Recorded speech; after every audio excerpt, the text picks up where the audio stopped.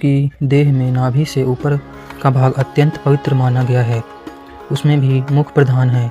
ब्राह्मण ब्रह्मा के मुख उत्तमांग से उत्पन्न हुआ है, इसलिए ब्राह्मण सबसे उत्तम है। यह वेद की वाणी है।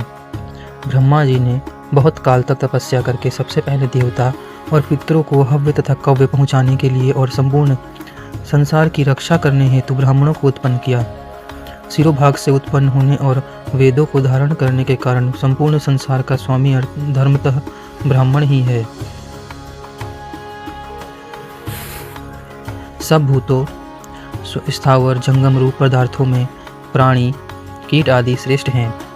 प्राणियों में बुद्धि से व्यवहार करने वाले पशु आदि श्रेष्ठ हैं। बुद्धि रखने वाले जीवों में मनुष्य श्रेष्ठ है और मनुष्यों में ब्राह्मण, ब्राह्मणों में विद्वान, विद्वानों में कृत बुद्धि और कृत बुद्धियों में कर्म करने वाले तथा इनसे ब्रह्मवेत्ता ब्रह्मज्ञानी श्रेष्ठ हैं। ब्राह्मण का जन्म धर्म संपादन करने के लिए है और धर्माचरण से ब्राह्मण ब्रह्मत्व तथा ब्रह्मलोक को प्राप्त करता है। राजा शतानिक ने पूछा, हे महामुने, ब्रह्मलोक और ब्रह्मत्व आदि दुर्लभ हैं, फिर भी ब्राह्मण में कौन से ऐसे गुण होते हैं जिसके कारण वह इन्हें प्राप्त करता है? कृपा कर आप इसका वर्णन करें। सुमंतु मुनि बोले, हे राजन, आपने बहुत ही उत्तम बात पूछी है। मैं आपको वे बातें बताता हूँ, उन्हें ध्यानपूर्वक सुनें। जिस ब्राह्मण के वेदादि शास्त्रों में निर्दिष्ट गर्भाधान, पुंसवन आदि 48 संस्कार विधि पूर्वक हुए हों, वही ब्राह्मण ब्रह्मलोक और ब्रह्मत्व को प्राप्त करता है। संस्कार ही ब्रह्मत्व प्राप्ति का मुख्य कारण है, इसमें कोई संदेह नहीं है।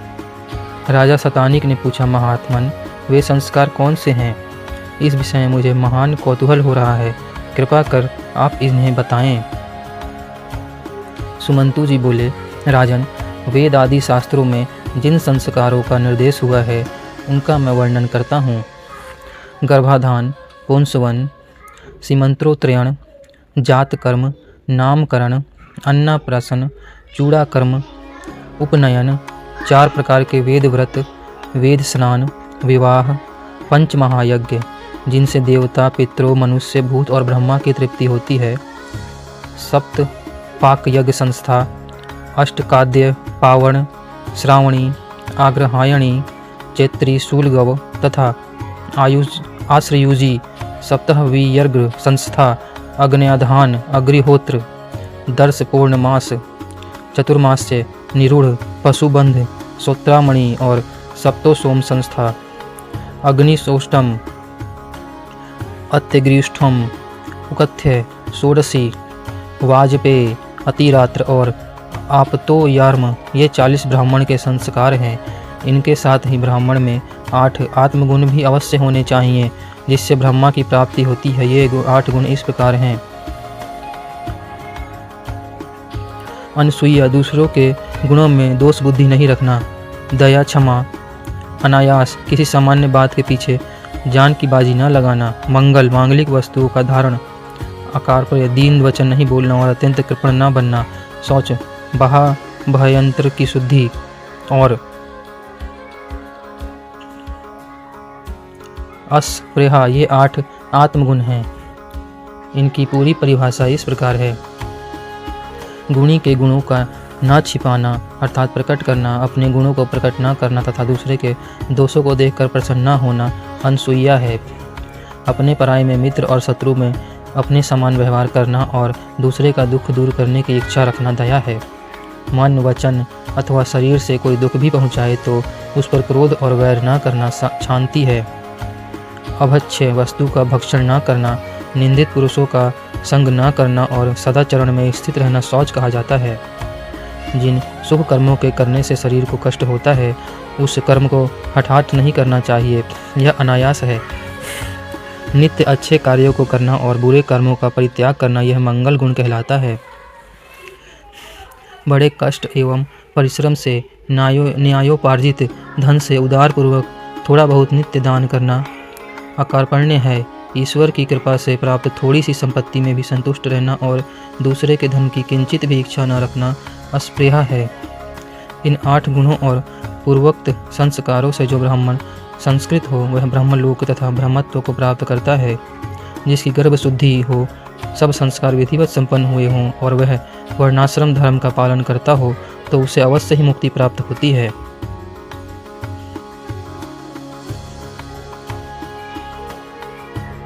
राजा शतानिक ने पूछा, हे मुने, आपने मुझे जात कर्मादि संस्कारों के विषय में बताया। अब आप इन संस्कारों के लक्षण तथा चारों वर्ण एवं आश्रम के धर्म बतलाने की कृपा करें। सुमंतु मुनि बोले, हे राजन, गर्भाधान, पुंसवन, सीमंत्रोत्रयन, जात कर्म, अन्नप्राशन, चूड़ाकर्म तथा यज्ञोपवीत आदि संस्कारों के करने से द्विजातियों के बीच संबंधी तथा गर्भ संबंधी सभी दोष निवृत्त हो जाते हैं। वेदाध्ययन, व्रत, होम, त्रैविध व्रत, देवर्षि, कृत, तर्पण, पुत्रोत्पादन, पंच महायज्ञ और ज्योतिष्ठोमादि यज्ञों के द्वारा यह शरीर ब्रह्म प्राप्ति के योग्य हो जाता है। अब इन संस्कारों की विधि को आप संक्षेप में सुने। पुरुष का जात कर्म संस्कार नाल छेदन से पहले किया जाता है। इसमें वेद मंत्रों के उच्चारण पूर्वक बालक को सुवर्ण, मधु और घृत का प्राशन कराया जाता है। 10वें दिन, 12वें दिन, 18वें दिन तथा 1 मास पूरा होने पर शुभ तिथि, मुहूर्त और शुभ नक्षत्र में नामकरण संस्कार किया जाता है। ब्राह्मण का नाम मंगलवाचक रखना चाहिए, जैसे शिव शर्मा। क्षत्रिय का बलवाचक जैसे इंद्र वर्मा। वैश्य का धनयुक्त जैसे धनवर्धन। और शूद्र का भी यथाविधि देवदास आदि नाम रखना चाहिए। स्त्रियों का नाम ऐसा रखना चाहिए जिसके बोलने में कष्ट न हो, क्रूर न हो, अर्थ स्पष्ट और अच्छा हो, जिसके सुनने में से मन प्रसन्न हो तथा मंगल सूचक एवं आशीर्वाद युक्त हो, और जिसके अंत में आकार, इकार आदि दीर्घ स्वर हो, जैसे यशोदा देवी आदि।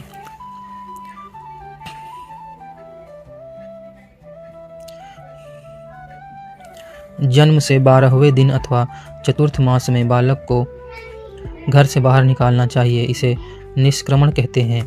6ठे मास में बालक का अन्नप्राशन करना चाहिए। पहले या तीसरे वर्ष में मुंडन संस्कार करना चाहिए। गर्भ से 8वें वर्ष में ब्राह्मण का, 11वें वर्ष में क्षत्रिय का और 12वें वर्ष में वैश्य का यज्ञोपवीत संस्कार करना चाहिए। परंतु ब्रह्म तेज की इच्छा वाला ब्राह्मण 5वें वर्ष में, बल की इच्छा वाला क्षत्रिय 6ठे वर्ष में और उनकी कामना वाला वैश्य 8वें वर्ष में अपने अपने बालकों का उपनयन संस्कार संपन्न करें। 16 वर्ष तक ब्राह्मण, 22 वर्ष तक क्षत्रिय और 24 वर्ष तक वैश्य गायत्री सावित्री के अधिकारी रहते हैं।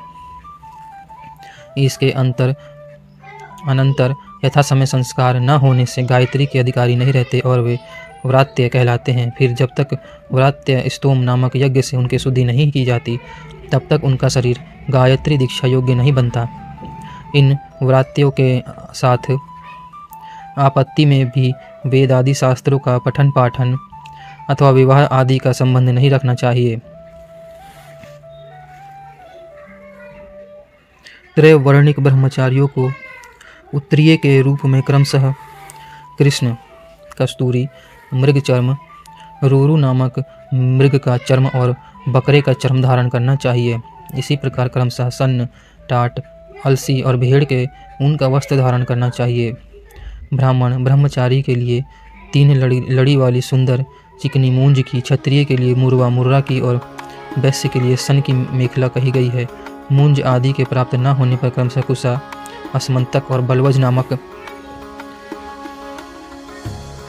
तृण की मेखला को 3 लड़ी वाली करके 3 अथवा 5 ग्रंथियां उसमें लगानी चाहिए। ब्राह्मण कपास के सूत का, क्षत्रिय सन के सूत का और वैश्य भेड़ के ऊन का यज्ञोपवीत धारण करे।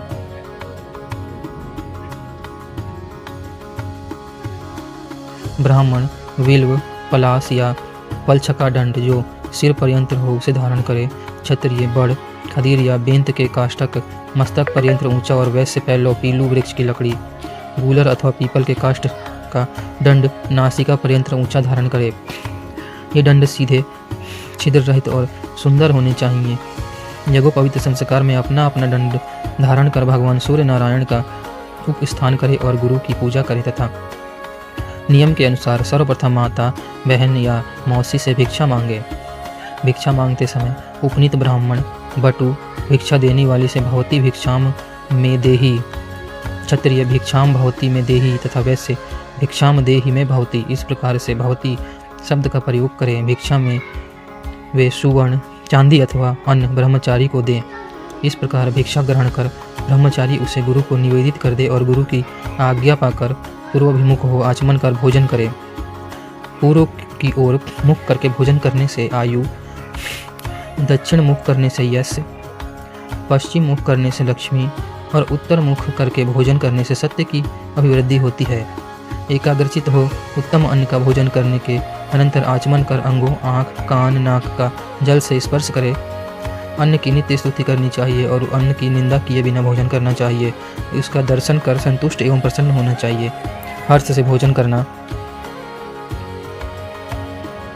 चाहिए। पूजित अन्न के भोजन से बल और तेज की वृद्धि होती है और निंदित अन्न के भोजन से बल और तेज दोनों की हानि होती है। इसलिए सर्वदा उत्तम अन्न का भोजन करना चाहिए। जूठा किसी को नहीं देना चाहिए तथा स्वयं भी किसी का उचित जूठा नहीं खाना चाहिए। भोजन करके जिस अन्न को छोड़ दें उसे फिर ग्रहण न करें, अर्थात बार बार छोड़ कर भोजन न करें। एक बार बैठकर तृप्तिपूर्वक भोजन कर लेना चाहिए। जो पुरुष बीच बीच में विच्छेद करके लोभवश भोजन करता है उसके दोनों लोक नष्ट हो जाते हैं, जैसे धन वर्धन वैश्य के हुए थे। राजा शतानिक ने पूछा, महाराज आप धनवर्धन वैश्य की कथा सुनाइए। उसने कैसा भोजन किया और उसका क्या परिणाम हुआ? सुमंतु मुनि ने कहा, राजन सतयुग की बात है। पुष्कर क्षेत्र में धन धान्य से संपन्न धनवर्धक नामक एक वैश्य रहता था। एक दिन वह ग्रीष्म ऋतु में मध्याह्न के समय वैश्य देव कर्म संपन्न कर अपने पुत्र मित्र तथा बंधु बांधवों के साथ भोजन कर रहा था। उतने में अकस्मात उसे बाहर से एक करुण शब्द सुनाई पड़ा। उस शब्द को सुनते ही वह दयावश भोजन को छोड़कर बाहर की ओर दौड़ा, किंतु जब तक वह बाहर पहुंचा वह आवाज़ बंद हो गई। फिर लौटकर उस वैश्य ने पात्र में जो छोड़ा हुआ भोजन था उसे खा लिया।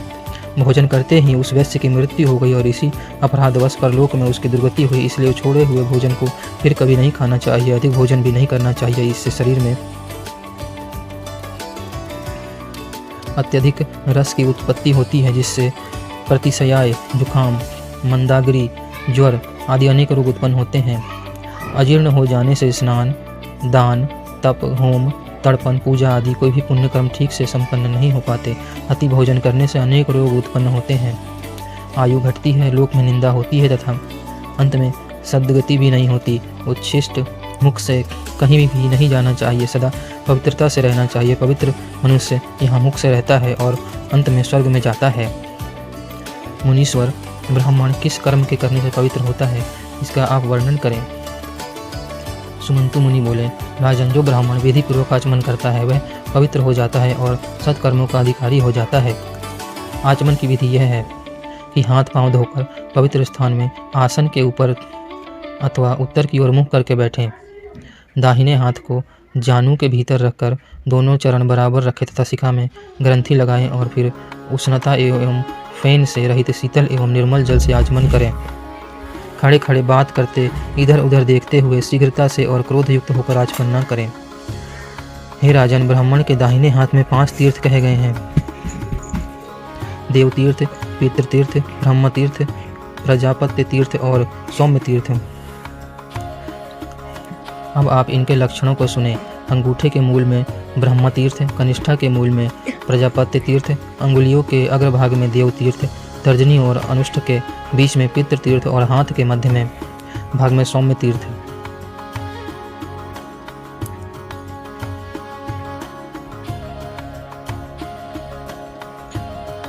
कहा जाता है जो देव कर्म में प्रशस्त माना गया है।